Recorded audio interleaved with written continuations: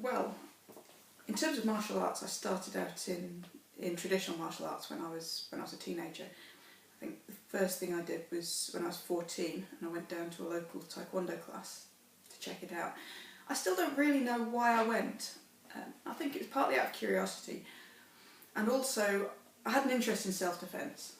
I think that's one of the things that draws a lot of women to martial arts and combat sports initially. And because of that interest, I sort of went down to try it out, and I ended up finding that I really enjoyed it, more than I thought I would. So I stuck with that for a number of years, and then when I went to university, I had the opportunity to try out a few different martial arts, and eventually it got to the stage where I've been doing this for quite a long time. I'd learnt a lot of techniques, I've spent a lot of time around martial arts, but I'd still never really been in a fight or anything that looked like a fight. There was sparring, but that was obviously a very different thing. And there was that bit in my head that always wondered, well, let's say somebody did attack me or something like that, and what would happen? How would I deal with that? And could I make any of this work, or am I just wasting my time? And that started to bother me more and more, especially as I got to the stage where I was maybe starting to do a bit of teaching and passing some of this on to other people. And that was around the time when I first saw a documentary about mixed martial arts on TV. And when I saw that, I thought, that's something I want to do. I had no real idea about the sport at the time. I was pretty naive, I think. And I started out just looking for a gym to train at and that could prepare me for that kind of competition. And a couple of years after that, I had my first MMA fight. And my plan was always just to have a couple of fights, just to prove to myself I could do it, and then to get on with the rest of my career and whatever else I was going to do. But somewhere along the line, I got hooked on the sport, and I found myself thinking, I wonder how good I can get at this. I wonder if I could be one of the best in the world. And that sort of drew me into it, and I suppose that's why I'm still here.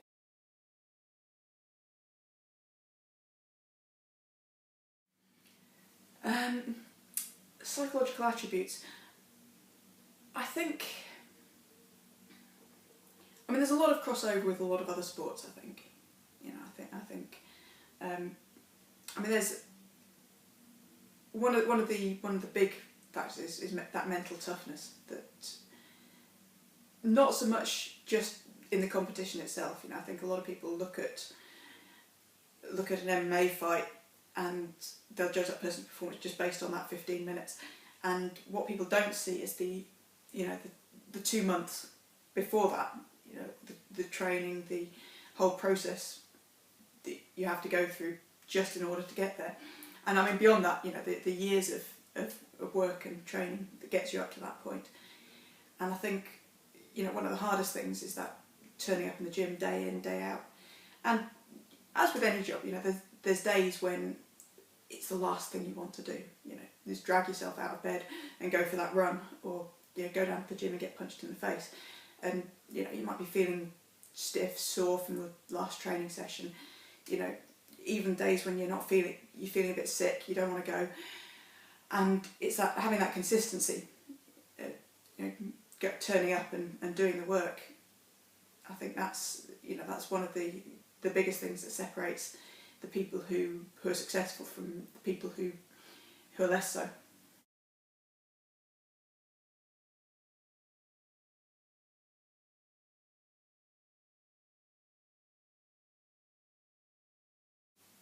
I think one of the biggest factors is a certain stubbornness, and just the willingness to keep banging your head against that wall for as long as it takes to get to where you want to go. I mean, both in academic terms. I mean, I think it's hard to draw direct parallels. They're two very different fields, and some things don't really cross over. But I think one of the big things that does is that willingness to work hard and to really commit and focus on achieving a goal that you set yourself. And to stick with it, even when you get to those points, as you always do, when you wish you'd never started, and you just don't want to do it anymore. And I think, you know, every training camp, I go through that. I don't think I'm the only one. And it's the same, you know, when I was doing my PhD, when I was doing my degree, you get to that point where you just think, why did I ever think this was a good idea? And I think just being able to sort of grit your teeth and get through that is a big factor in being successful. I think that applies to many different things.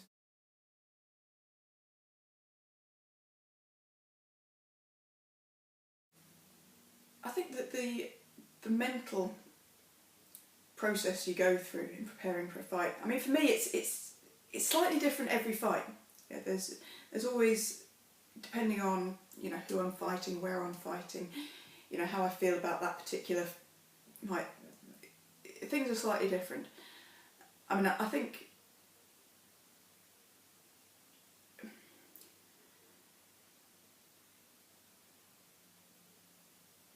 you start out sort of a couple of months out, ideally, you know, when you get the call, you say you're going to be fighting so and so, and at that stage it's all very, very abstract, very technical. You know, you sit down, you break down their style, you sort of say, well, this is what I ideally need to be able to do. This is what I need to build in order to beat this person. You know, you look at their habits, strengths and weaknesses, what they do, and then you sort of dig out all the things in your repertoire and say, right, well, I want to sharpen that bit up, and I want to make sure I'm good at this, and I want to work that particular counter there. And so I suppose it's sort of sitting down with a big sheet of paper and drawing out the blueprints, you know. And then from there on, it becomes a case of how you build that, and that's on a physical level, you know, with your strength and conditioning, saying, well, for this particular fight, we want to focus on explosive power, or we want to focus on muscular endurance, or we're going to need a really good gas tank, you know. So you look at those attributes that you need, and then you look at the technical attributes and what you need to be drilling in your sessions, and also the psychological attributes, and, you know, how that fight, you see that fight playing out, and the mindset you need to be in, and working all that in with, I mean, I've done quite a lot of work with a sports psychologist, James Barraclough, on and off over the years, and we've got a set of tools that we use. You know, one of the big ones is visualisation. Spend a lot of time doing that, amongst, you know, various other things in the run up to that fight. So we'll sort of that all ties in with the technical training as well. And I suppose as the fight gets closer, you know, the pressure builds, so you're getting those little sort of adrenaline dumps. You know, I think I went through a phase for my last fight when I was waking up at 3 o'clock in the morning with my heart racing, thinking about the fight, and I just need to get back to sleep. Again, it's just being able to deal with those moments and, you know, use that relaxation. And even though, you know, at the time it might seem like the hardest thing in the world, just to bring that arousal level back down to something controllable, something, you know, normal. And again, just getting that curve, you know, that gradual increase in intensity right through the training camp, so that you're not peaking too soon. You know, you're in the right place at the right time. And then, of course, there's all the other factors, like, especially with this one, in the run up to the fight, you know, there's all the media to deal with, which became pretty intense. You know, in the week before the fight, I think I did something like 20 interviews, between sort of phone and email and video, and had some TV cameras coming up. And at the time when you just want to be focusing on the fight, sometimes it's quite hard to say, okay, let's just do this now. And, you know, I think every fighter gets naturally a little bit short-tempered at that point. You know, I think I was quite lucky with this one that I wasn't cutting a huge amount of weight, so I didn't have that additional stress as well. But yeah, it's just dealing with all those pressures and staying on top of it, really, and staying focused.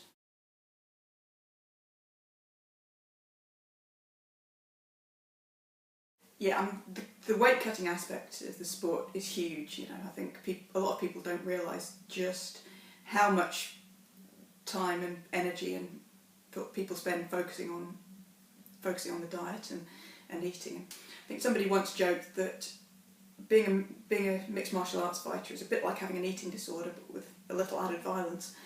And I think that if you watch fighters in the run up to a fight, there's a large amount of truth in that.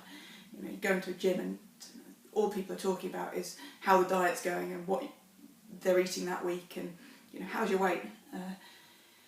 So it's there's a lot of effort goes into that side of things, and I think the hardest bit is in the build up to the fight, when you're a few weeks out and you're having to cut back what you're eating, and you're constantly hungry. You're tired from training, and you just feel like you're not quite getting enough to fuel those training sessions.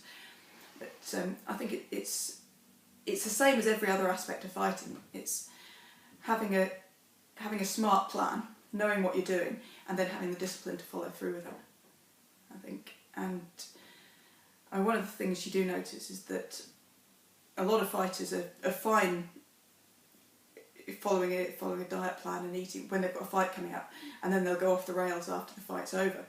And I think there is definitely something about having a fight coming up and knowing that you have to get this right that really does focus the mind. And if you walk into a cafe, you might look at the donuts, but you know that it's not really an option, so you don't torture yourself with should I, shouldn't I. You just go, I can't do it. So that makes things a little bit easier than when you're off season and you're sort of just trying to, quote, eat healthily, unquote, and somebody offers you a piece of cake and there's a decision to make there. I think when you've got a fight coming up, there isn't a decision to make because you can't. So again, I think having the way you think about it makes a big difference to how difficult it is.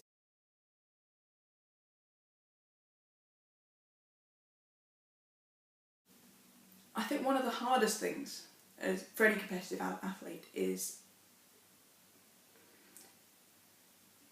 getting the right balance when it comes to confidence, but at the same time having a realistic view of your own abilities and being able to self-critique, if you like.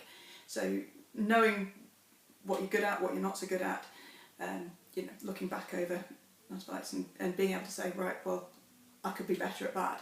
But at the same time, having that absolute confidence going into a fight or into a match and saying, I believe I'm going to win that. And sometimes that's very hard because any fight, there's two people in there and only one of them's going to win.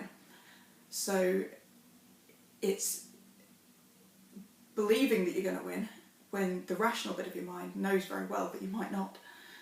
And there's a certain amount of mental gymnastics involved there, especially since I think if you have too much confidence, especially during the training camp, during the run-up to the fight, there's always the danger that you're going to underestimate the opponent, that you're going to not quite do enough work if you're overconfident. But then if you're underconfident, there's the danger that you're going to go in there and not perform as well. So getting that balance right, I think there's some tricky mental gymnastics there. And I mean, that's one of the things that I've found the hardest to get right. And again, I think